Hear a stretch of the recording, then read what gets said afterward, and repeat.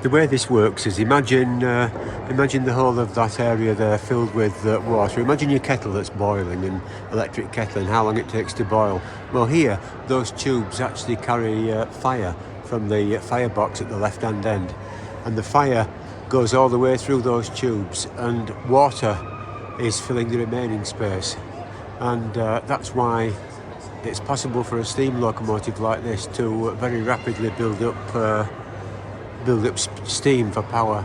You can just see the rim of the boiler there, how thick it is. So the steam goes through all those pipes there. That's a cutaway section. This is the actual firebox. So that hole there would be where the fireman shoveled coal through, and the coal would then, there's some coal there, look, it would lay on this bed. These are the ventilator faps, ash traps and so on here, and the flame and fire would go up there. You can see where the arrows are pointing, and that's how steam would be generated. This is the water tank here.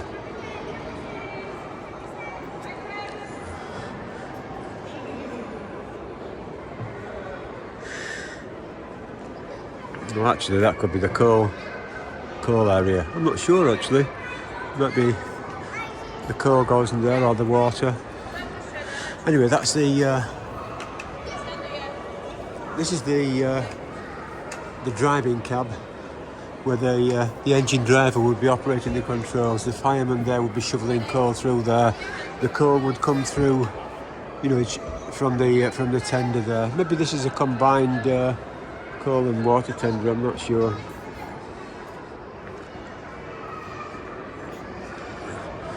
You see the enormous driving wheels, and these are the drive shafts. These are the little grease caps.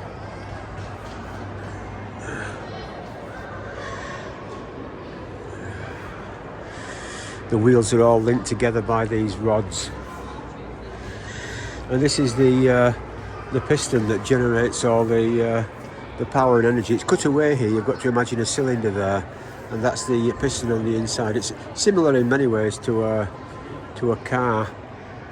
Pistons inside an engine, except this is an external combustion engine, not an internal combustion engine. You see the exhaust up there that I've already mentioned.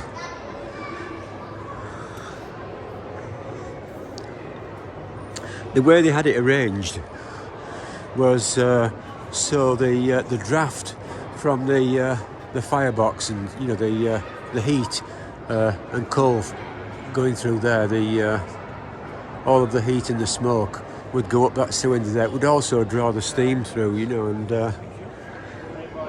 you can see here this white passage is where the steam would enter and go into these pistons here.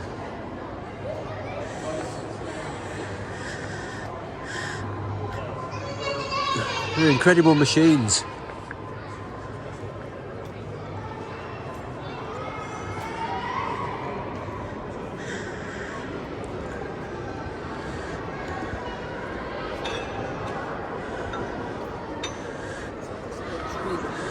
And this is a replica of Stephenson's rocket. I think it's a replica anyway. And you see how things moved on in just a few years. The very first steam locomotives. Here we are, it's a replica. So they launched a competition.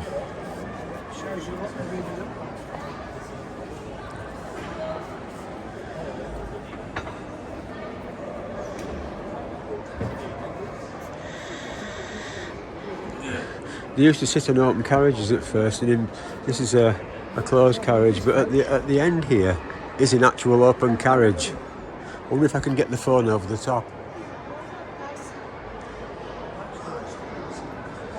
Not quite. Hippopotamus class, 1874.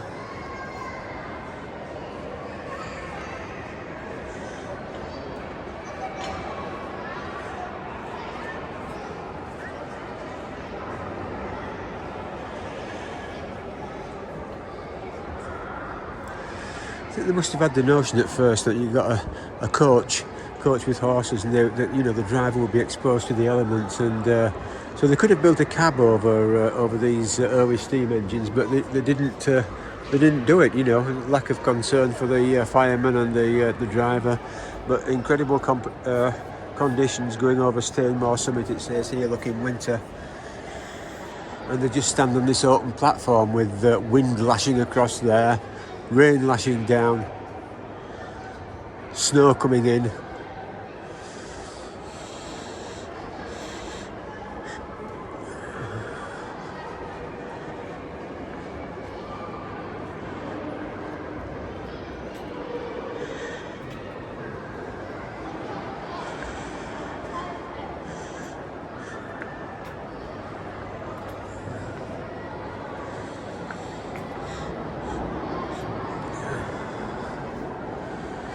And this is a turntable where the train drives onto there, and then they just turn it round so it points in the other direction.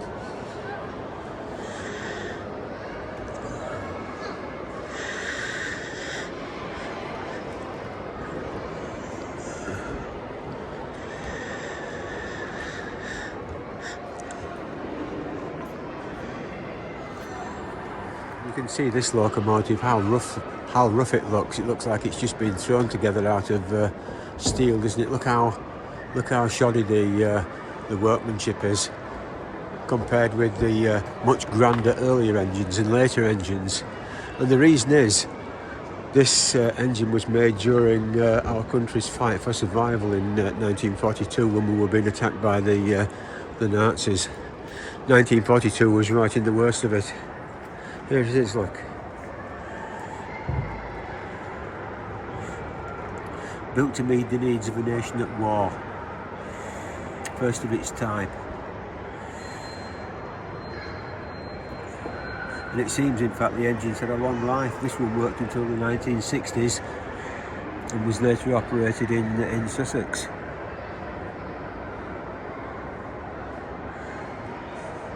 Built for durability and function rather than looks. Function over form, in other words. Makes me think somehow of phones when I say that. Now look at that one over there, Evening Star. I've already walked past Evening Star, but just let's have a little look at it, because this was the last steam locomotive. That's why they called it Evening Star. It was the last of its type, built in 1960 in Swindon, at a time when they were moving towards diesel.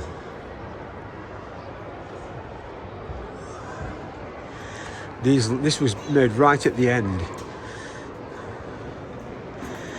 What a wonderful machine.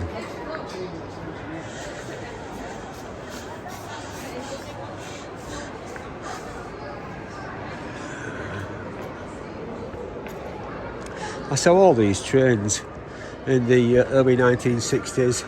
Used to go to a certain spot, train spotting. We had a train spotting book where you'd actually underline the numbers of the trains that you saw. It was Edgar Allen. I'm not sure about that. Allen anyway. And it was a sort of a red and white book. So you had a little ruler and a pen, and you saw this train coming past. Or any train coming past, and you then underlined it, and you'd seen that train. You used to wave to the drivers of these great big steam engines, and they used to wave back from the viaduct, you know, looking down, and a group of school kids, each with the train spotting book, holding it in one hand and waving with the other.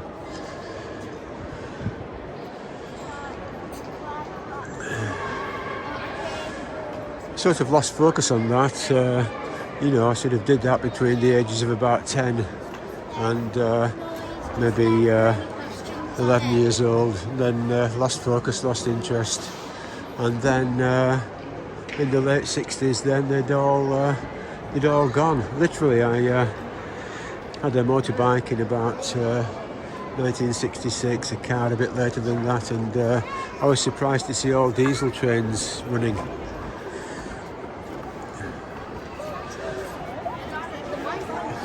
Just caught the end of the steam age, as it were. There's some wonderful machines though.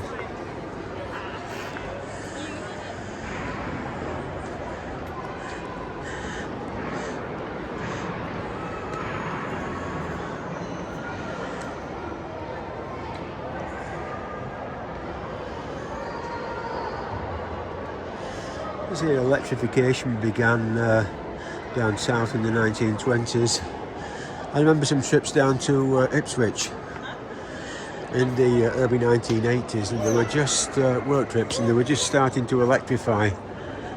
Working up from London, the Leeds to London main line, and of course that's all done now. You have sort of electric and diesel trains, and very occasionally you'll get a steam locomotive on a special trip. These locomotives in York, they come out and pull special trips, a lot of them.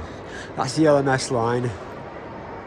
Used to be the LNER, London North Eastern Railway, and LMS lines, separate train companies. There were a lot of train companies at one time.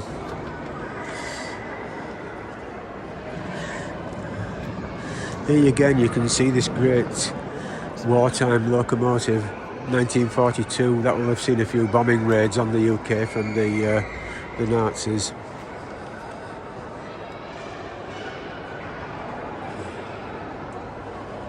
You can imagine it, can't you, going through the darkness, thundering through the darkness, probably on its way down to London, pulling goods trains to try and keep the country going, and aircraft parts and everything.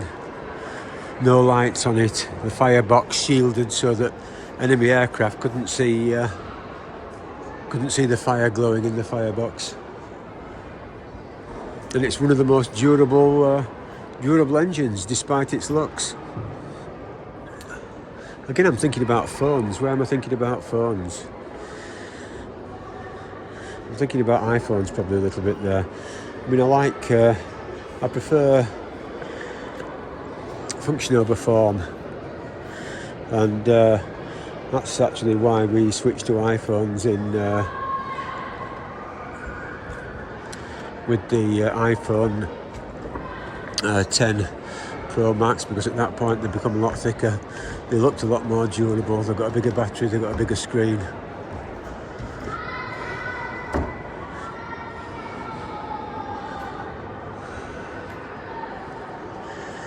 Look at that, there was a train called the King's Own Yorkshire Light Infantry. I had a relative in the Coily, as it was called, King's Own Yorkshire Light Infantry. They shipped to Norway in April 1940 to try to save Norway from falling into German hands, and there were a lot of them were killed. My uncle was killed out there.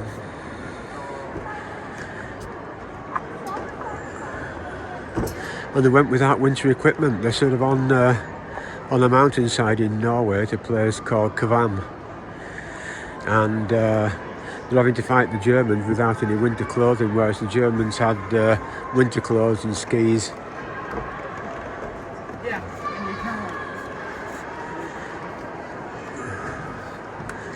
So I can just imagine that great World War II locomotive. Thank goodness those times have gone.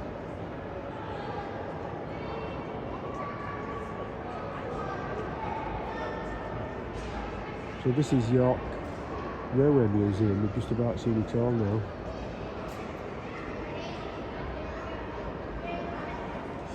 I'll just go back to this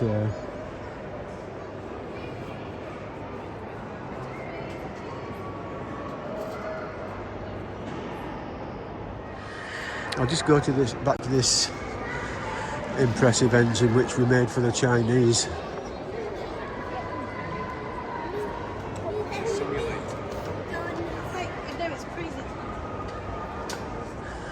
Just to think that this engine's been running through China, and eventually it's made its way back to the UK. I wonder what sights this engine has seen.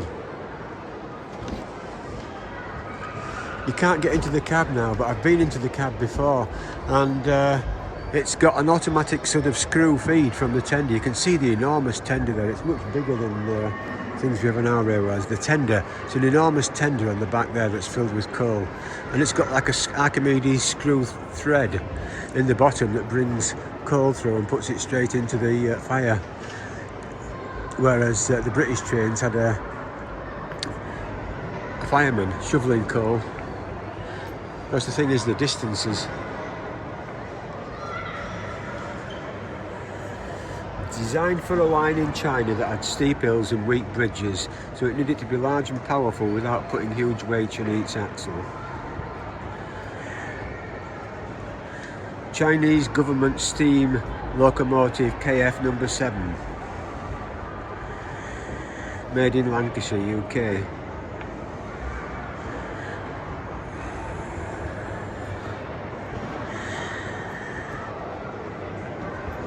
You think of the coal that this would carry.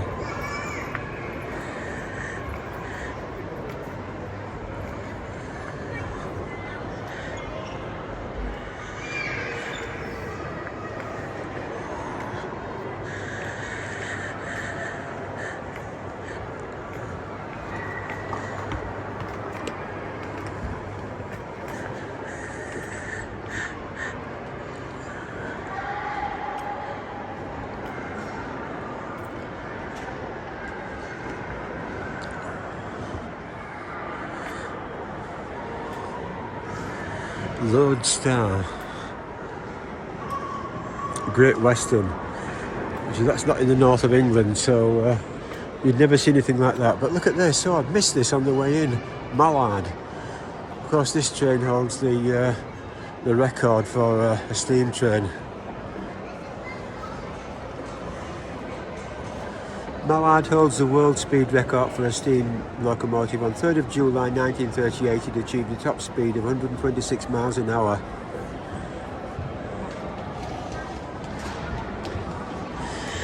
And that's the dynameter car.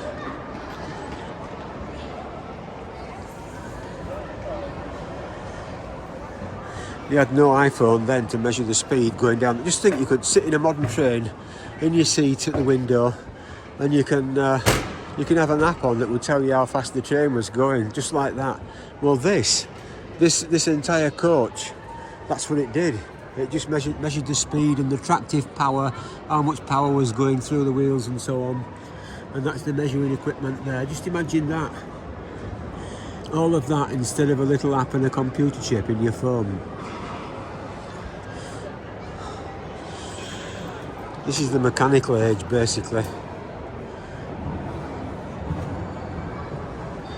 Some electronics in it, but not much. Well, the world's fastest steam train. We'll go up and have a look in the cab. Now, here's the thing. This is one of the trains. I mentioned the Edgar Allan, the book, the railway spotting book, and so on. But this is one of the trains that I used to see as a child.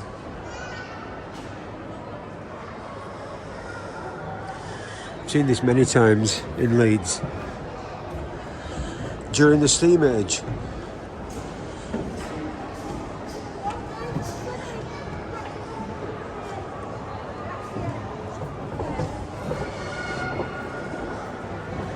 Mallard. You see these sort of side bits here, that bit there, the panels. When I used to watch them, they'd take those panels off because they complicated maintenance. Now you can see there's a lot of the works and wheels and so on under there, made maintenance more difficult. Now designed with these side panels on, but they took them off for a lot of the. I think it looked better with them off actually. But here it is.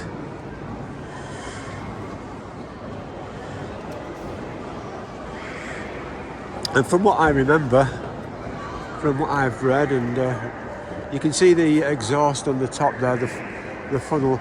That's a double coil chap exhaust, a special type of exhaust where it extracted more power from the steam engine. If you can imagine, something almost sucking the exhaust gases through. You've seen the tubes inside the boiler, and the fire goes through there. The faster you can make the fire and heat go through there, the more power and more heat it can get into the water, and the more steam is generated. So that's like a double coil chap exhaust, and it added substantially to the power. It's nothing like this when I saw it. It was always covered in grime, black looking colour. They've repainted them. I don't know what colour they were. When I used to watch them, they were sort of British Rail, I think, or maybe they were LNER before that, but maybe I'm wrong there. Doncaster, 1938. As 10-year-old kids, me and my mates used to actually get on the train on our own and go to Doncaster. Imagine that nowadays, 10-year-old. To go to Doncaster, we used to go to what's called the plant. And the plant is where the trains were made, or repaired rather. They were made, I think they were made down in Swindon, but they were repaired there in Doncaster, and also there was a place in Doncaster called the Sheds, and that was like an open area, railway sidings and so on. And I've still got a sort of a picture in the mind's eye, as it were, of that. There were hundreds of terrace houses, with outside toilets, and these great steam locomotives based in Doncaster. Can you imagine the soot that used to come out of the coal fires in all those terrace houses? No one at central heating, all that coal fires. I'm talking about the early 1960s. And then the trains would be thundering past, spewing out cinders and smoke and fire, and a tremendous thing. I mean, we all had chest infections and were coughing and so on as a result of that, so you'd never want to go back to it. But occasionally this steam engine goes out on a tour, and it's a tremendous thing to see it going past. Let's look at something more ancient. Bauxite. You wouldn't want this pulling you down to London, would you? 1874.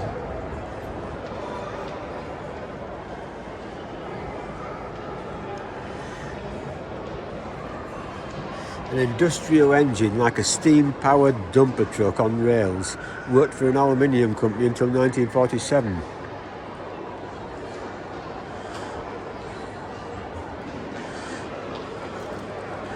Imagine you're the engine driver of this, and you've got to look up at the rail that passes overhead on the viaduct with Mallard going past with its engine driver in there. Engine drivers were a very, very prestigious occupation. They were like, I can't think of perhaps like an airline pilot is today, a Concorde airline pilot or something. I know Concorde's gone. But that sort of prestige, only the very top. It was a prestigious job anyway, being an engine driver. But being an engine driver on these Mallards, it's A4 class Gresley Pacifics. That's the class of them, and there were quite a few of them. Wild Swan, Mallard, Dominion of South Africa.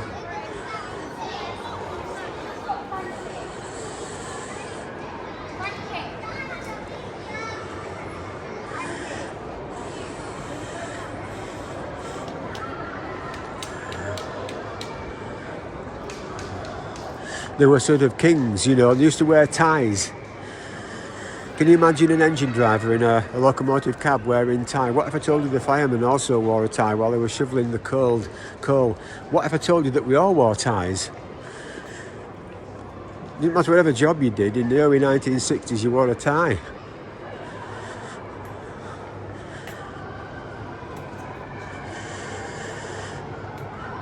The tank locomotive.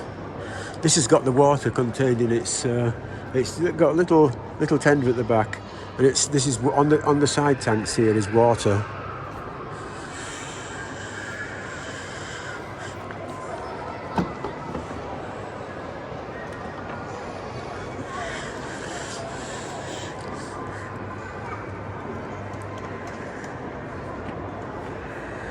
Well, that about concludes our trip to the Railway Museum. It's always worth a trip if you're anywhere in the vicinity of York. And at the moment it's free. It's a little bit of a complicated thing to fill the online forms in. They try to get you to donate and so on, and they get all your details anyway. You can only visit if you fill a form in online. And you have to give your phone number, email address. I use the iPhone to make an email address up that I'd never use again, which is one of the great things about it. but they've got my phone number, so we'll have to see whether a load of junk mail comes through. So that's bye bye from York. Hope to see you again in another video. Hope you enjoyed this one. Bye.